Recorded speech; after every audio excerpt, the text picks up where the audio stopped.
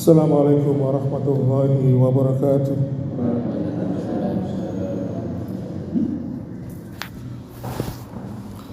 Alhamdulillahilladzi hamdan katsiran thayyiban mubarakan fih kama yuhibbu rabbuna wa yarda. Asyhadu an la ilaha illallah wahdahu la syarika lah wa asyhadu anna Muhammadan abduhu wa rasuluhu alladzi la nabiyya ba'da. Allahumma shalli wa sallim wa barik ala Muhammadin wa ala alihi wa ashabihi wa man tabi'ahum bi ihsan ila yaumiddin. Wa ya ibadallah usikum wa nafsi bittaqwallah faqad fazal muttaqun. Qala ta'ala fil kitabil karim, a'udzu billahi samii'il 'aliim minas syaitonir rajim. Ya ayyuhalladzina amanu taqullaha haqqa tuqatih wa la tamutunna illa wa antum muslimun. Ma'asyiral muslimin wa sumratal mu'minin rahimakumullah. Senantiasa kita bersyukur pada Allah Subhanahu wa taala yang senantiasa memberikan hidayah, inayah serta taufiknya kepada kita sekalian, sehingga pada kesempatan di pagi hari ini kita masih dipersuakan kembali oleh Allah Subhanahu wa taala. Jamaah sekalian, perlu diketahui diprediksi pada tahun ini musim kemarau lebih panjang dibandingkan musim hujan. Dan tentunya ini juga bisa menimbulkan masalah kesehatan. Jadi perlu diketahui ketika cuaca panas maka kita harus memberikan kompensasi ya bagi tubuh kita. Salah satunya harus memenuhi kebutuhan cairan. Karena manusia itu di atas usia 50 tahun secara naluri ya memang keinginan untuk minum itu sedikit berkurang. Tetapi biasanya usia lansia itu kalau menurut penelitian mereka ini tidak menyadari dirinya itu mengalami dehidrasi atau tidak menyadari mengalami kekurangan cairan. Ya karena memang malas minum. Padahal di satu sisi tubuhnya itu mengalami suatu keadaan dehidrasi atau kekurangan cairan. Oleh karena itu perlu diketahui bahwa para praktisi kesehatan yaitu para dokter memberikan sebuah takaran minimal 8 gelas dalam sehari. Ya. Dalam sehari itu 8 gelas per 24 jam. Maka apabila kurang dari 18 maka kita dikatakan sebagai kurang minum. Karena kalau kita dehidrasi ya, kurang minum dan itu berlangsung lama bisa mempengaruhi yang sering saya jumpai di rumah sakit itu seperti kasus brain atrophy ya, di mana semakin bertambah usia otak itu volumenya bisa semakin mengecil sehingga artinya mengalami brain atrophy atau pengecilan penyusutan otak, sehingga akhirnya potensi terkena Alzheimer atau penyakit kepikiran dan sebagainya akan mudah datang. Oleh karena itu sekarang ini kalau kita lihat untungnya kita ini berada di Indonesia, kalau kemarau panjang panasnya tidak seberapa. Bayangkan kalau kita berada di negara India, di daerah Nepal ya. Di sana itu penduduknya banyak yang meninggal karena sengatan panas.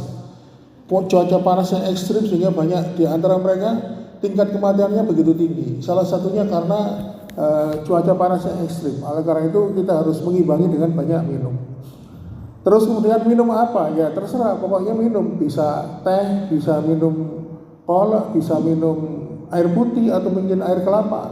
Yang penting dalam sehari itu komposisi 8 gelas minimal itu bisa terpenuhi. Demikian jemaah sekalian, salah satu tips untuk menghadapi musim kemarau yang panjang. Kita akan melanjutkan pembahasan kita yang sempat tertunda, yaitu kita akan menuntaskan pembahasan kita tentang doa Nabi Ibrahim yang ada di dalam surat Ibrahim ayat 38. Pada pertemuan yang pertama kita sudah membahas bahwa ketika Nabi Ibrahim berdoa ini, salah satu sunnah yang diajarkan kepada kita adalah apabila kita ini meninggalkan keluarga yang kita cintai, maka sebelum pergi titipkanlah mereka kepada Allah Subhanahu wa taala agar Allah senantiasa memberikan perlindungan kepada mereka. Kemudian yang kedua, pada pertemuan kedua kita sudah membahas bahwasannya ketika Nabi Ibrahim mengutarakan doa itu, Nabi Ibrahim menyadari bahwa Allah mengetahui isi yang ada dalam hatinya. Dan akhirnya Nabi Ibrahim juga menyadari Allah mengetahui apa yang ada di dalam, apa yang ditampakkannya. Sehingga akhirnya para ulama membagi ibadah itu menjadi dua bagian. Yang pertama ibadah fisik, ibadah zahir, dan ibadah hati.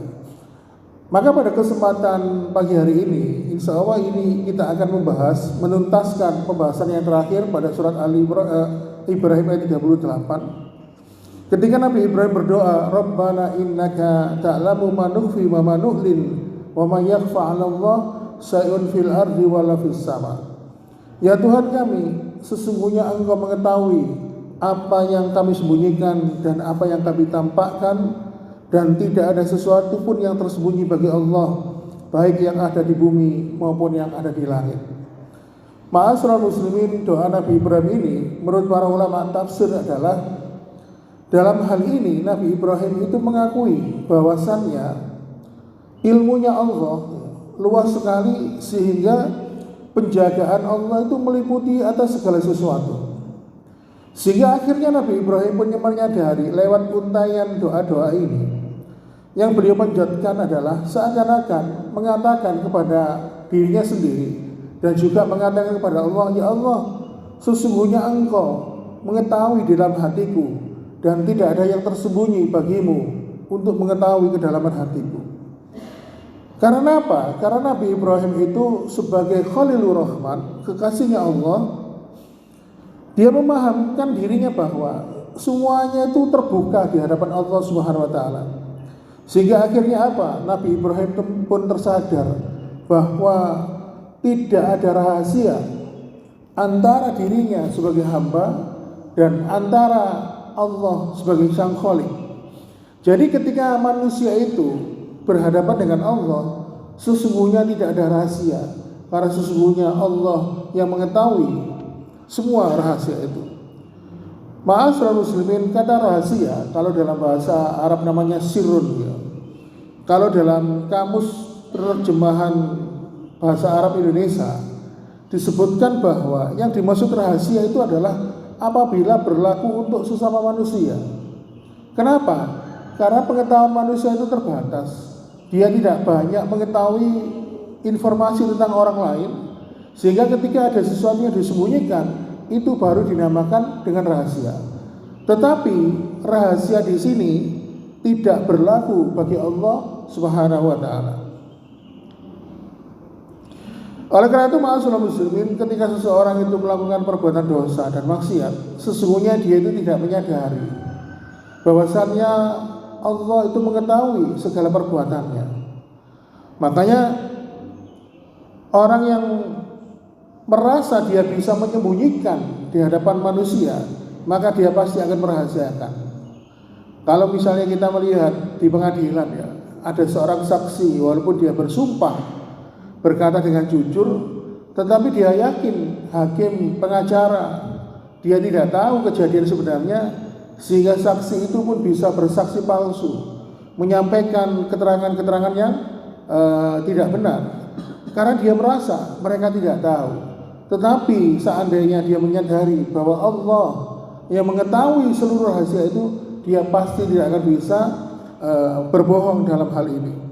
Oleh karena itu, Nabi Ibrahim dalam surat Al-Ibrahim ayat 38 ini menegaskan bahwa dia ingin di dalam hatinya itu tidak ada perasaan bahwa dia itu memiliki rahasia di hadapan Allah Subhanahu wa taala, dan tidak ada yang tersembunyi di hadapan Allah Subhanahu wa taala.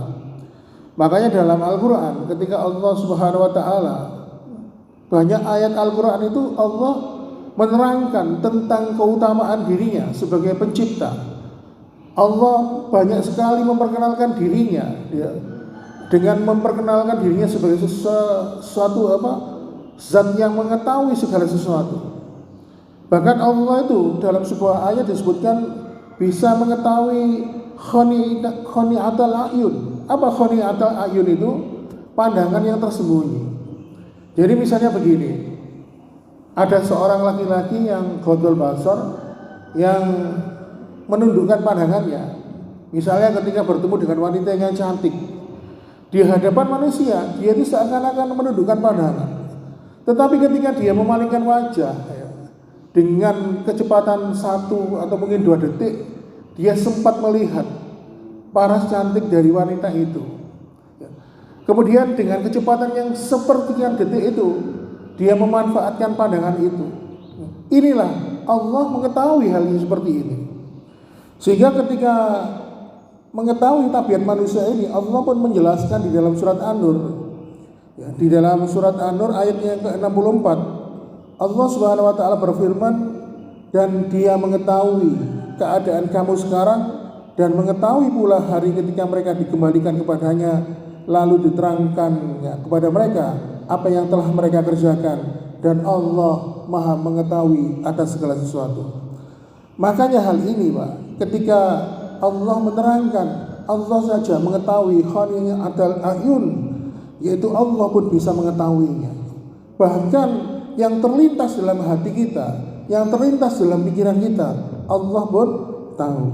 Sehingga akhirnya Nabi Ibrahim mengatakan dalam doa ini, seakan-akan dia mengatakan, apa yang tersembunyi dalam hatiku, sebagaimana apa yang ada dalam zahirku ini, dan apa yang ada zahirku adalah apa yang ada dalam hatiku.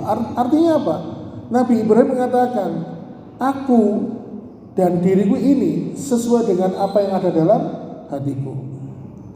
Ma'asyiral muslimin, coba kita kiaskan dengan kisahnya Rasulullah SAW. Jadi kias itu membandingkan satu perkara dengan perkara yang lain. Rasulullah SAW pernah suatu ketika tawaf, itu diikuti oleh seorang pemuda, di mana pemuda ini bernama Fadhalah. Fadhalah ini sudah menyiapkan di dalam hatinya ada niat keinginan untuk membunuh Rasul. Dia sudah menyiapkan belatinya, diasah dengan tajamnya, lalu dia simpan di balik bajunya. Ketika dia tawaf, dia berusaha mencari sosok Rasulullah. Ketika tampak Rasulullah di depan, dia berusaha berjalan mendekati Rasulullah SAW. Dia bertawaf keliling Ka'bah seperti yang lainnya. Lalu tiba-tiba Rasul itu membalikkan badannya menghadap ke hadapan Fadhalah. Ya. Dan ternyata apa? Ma'asyiral muslimin, Fadhalah begitu kagetnya ketika mendapati Rasulullah itu membalikkan badan dan tersenyum di hadapannya. Lalu Rasul pun bertanya, apa yang kamu lakukan? Oh, saya ikut tawaf denganmu ya Rasulullah. Aku berzikir kepada Allah Subhanahu wa taala. Mendengar jawaban Fadhalah ini, Rasulullah tersenyum. Lalu kemudian beliau pun menempelkan tangan beliau di dadanya Fadhalah, lalu mengatakan, wahai Fadhalah, beristighfarlah, minta ampunlah kamu kepada Allah Subhanahu wa taala. Ma'asyiral muslimin, Masya Allah, ternyata apa? Ketika Rasulullah SAW menempelkan tangannya di dada Fadhalah ini, rasa gemuruh, rasa kebencian, amarah yang begitu besar memuncak sampai ada keinginan untuk membunuh Rasulullah. Karena dipegang dadanya oleh Rasulullah, maka seketika rasa kebencian itu, rasa amarah itu hilang. Dan akhirnya apa? Lambat laun rasa itu menjadi suka dan cinta kepada Rasulullah. Yang jadi pertanyaan ini, kenapa Rasulullah kok tahu? Karena Rasulullah itu diberikan khususiyah, diberikan kekhususan oleh Allah, sehingga akhirnya Rasulullah mempunyai kelebihan dibanding manusia yang lain. Yang menjadi benang merah dari kisah ini adalah ma'asyiral muslimin, siapakah yang memberi tahu tentang niat membunuhnya Fadhalah ini? Bahkan Fadhalah ini tidak cerita kepada siapapun, termasuk istrinya. Dia sudah menyiapkan belatinya itu tadi, diasah dengan begitu tajamnya, kemudian disimpan di balik bajunya, dan tidak ada yang memberitahu. Tetapi Rasulullah SAW diberikan kelebihan oleh Allah, diberikan intuisi, kepekaan dalam memahami sesuatu, sehingga akhirnya Rasulullah pun mengetahuinya, merasakan kejanggalan. Nah, kias dari ini adalah kalau saja Rasulullah itu tahu karena diberikan kelebihan oleh Allah, lalu bagaimana dengan Allah, pencipta semesta alam ini? Pasti tentunya Allah lebih mengetahui segalanya. Bahkan Allah pun mengetahui yang gaib. Sehingga Allah pun dalam salah satu ayat di surat Al-An'am ayat 59, Allah mengatakan, wa indahu mafatihul ghaibi la ya'lamu la ilaha illahu. Sesungguhnya Allah mengetahui pintu-pintu yang gaib. Tidak ada yang mengetahui hal yang gaib itu kecuali Dia.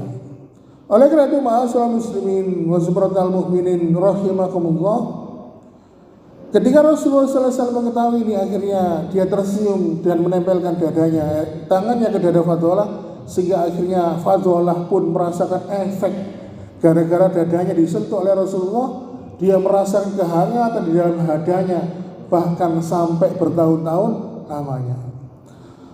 Ma'asyiral muslimin wa subhanallahi mu'minin rahimakumullah. Kemudian kisah berikutnya adalah ketika Rasulullah SAW ketika berkunjung ke suatu tempat disuguhi daging kambing dengan seorang wanita Yahudi yang bernama Zainab binti Haris. Dia mengatakan kalau seandainya dia seorang nabi dan rasul, memang benar-benar seorang nabi dan rasul, pasti dia tahu kalau makanan ini beracun. Maka orang Yahudi itu pintar membuat racun, meramu racun, dibuat sedemikian rupa, disiapkan dengan bumbunya, sehingga bumbu dan daging kambing itu menyatu di satu, sehingga tidak tercium aroma racun itu. Maka ketika Rasulullah SAW mencicipi daging kambing itu, maka daging kambing itu atas perintah Allah mengatakan, ya Rasul, dagingku ini beracun, maka janganlah engkau makan. Ketika Rasulullah mau makan, gak jadi. Akhirnya apa? Ma'asyiral muslimin, ini menunjukkan bahwa Allah mengetahui segala yang tersembunyi dalam hati manusia. Maka Allah pun tidak rela hambanya yang paling mulia di hadapan manusia lainnya diberikan perlindungan oleh Allah. Jangan sampai pihak-pihak yang zalim mengganggunya. Inilah bentuk penjagaan Allah kepada Rasulullah SAW. Oleh karena itu, ma'asyiral muslimin, kembali kepada pembahasan tadi. Kalau Nabi Ibrahim merasa dia tidak punya rahasia di hadapan Allah, lalu kenapa ada orang yang bisa merasa punya rahasia? Karena ada satu golongan manusia yang dia itu merasa bahwa dia punya rahasia kepada Allah. Dia menipu Allah seakan-akan Allah itu tidak tahu. Siapakah dia? Mereka adalah orang-orang yang senantiasa terbiasa melakukan perbuatan amal ibadah dengan landasan sikap riya, ingin dipuji manusia. Oleh karena itu, ma'asyiral muslimin wa subhanallahi mu'minin rahimakumullah, orang yang melakukan riya ini, orientasi amal ibadahnya bukan mencari ridha Allah. Dia mencari pujian manusia. Dia niatkan untuk mencari duniawi. Dia niatkan untuk mencari jabatan. Dan bisa jadi bisa melakukan sesuatu dia niatkan untuk mencari karena ingin mencari perhatian seorang wanita. Kenapa dia bisa melakukan itu?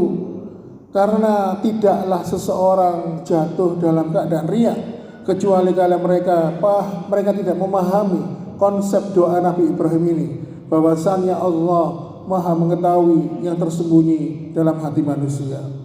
Oleh karena itu, ma'asyiral muslimin, orang yang riya karena biasanya dia itu merasa selamat dari pandangan Allah Subhanahu wa taala.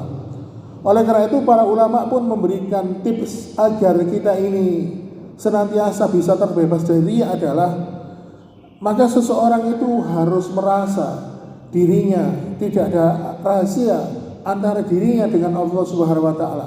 Dia harus meyakini bahwa Allah mengetahui segala seluk-beluk hatinya.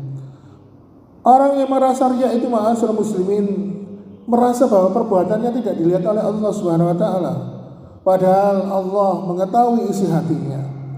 Oleh karena itu, kembali pada pembahasan tentang Nabi Ibrahim ini, di surat Ibrahim ayat 38, Nabi Ibrahim pun menutup doa itu dengan kalimat, "Wa may yakhfa 'ala Allah min syai'in fil ardi wala fis sama."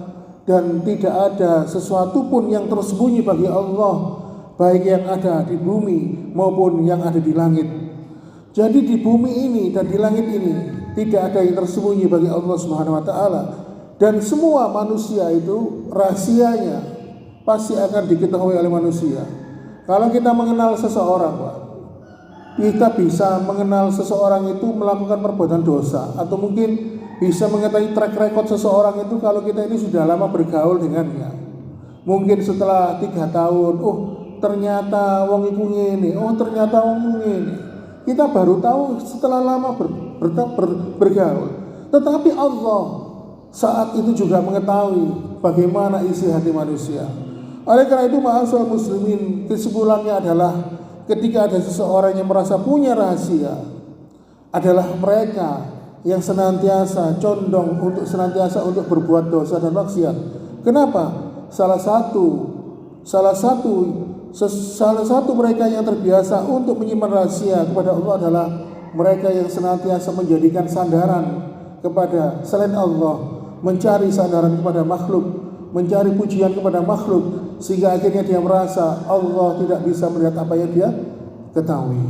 Demikianlah ma'asyiral muslimin wa zubratal mu'minin rahimakumullah, yang singkat ini mudah-mudahan bisa memberikan manfaat dan kita tuntaskan pembahasan surat Al-Ibrahim ayat 38 ini, dan insya Allah pada kesempatan yang lain kita akan menyampaikan materi bab yang lainnya.